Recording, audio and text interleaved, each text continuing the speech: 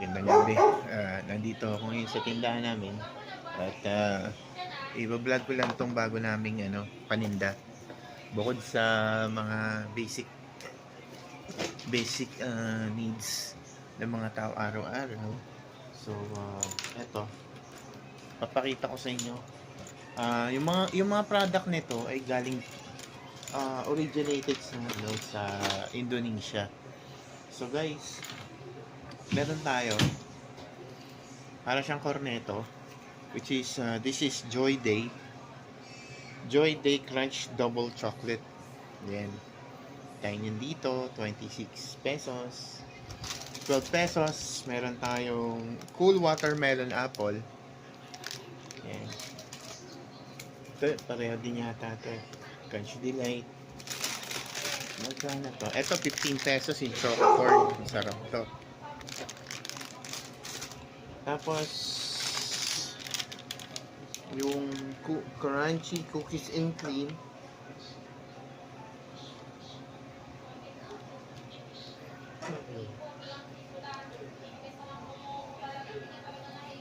Ito 26 pesos din to guys. Meron tayo yan. Tapos guys, meron tayo dito 15 pesos para tong ito yung tinatawag nating sweet corn,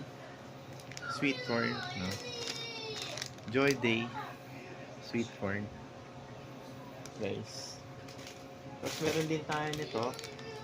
Meron pa tayo nito yung milky chocolate. Para siyang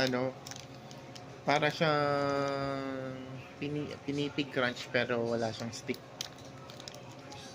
Tapos guys, meron din tayong Milky Milk, which is yung parang white chocolate milk na ibang brand, pero natikman nila to kanina, ang sarap daw. Ganda review. Tapos meron tayong susu, which susu means in Indonesia is milk. So, combination siya ng chocolate at saka ng milk. No? Yan. Parang pakonti eh. Pero, ganun pa man guys. Sarap siya. Natikman namin siya. Although, nagbayad din kami.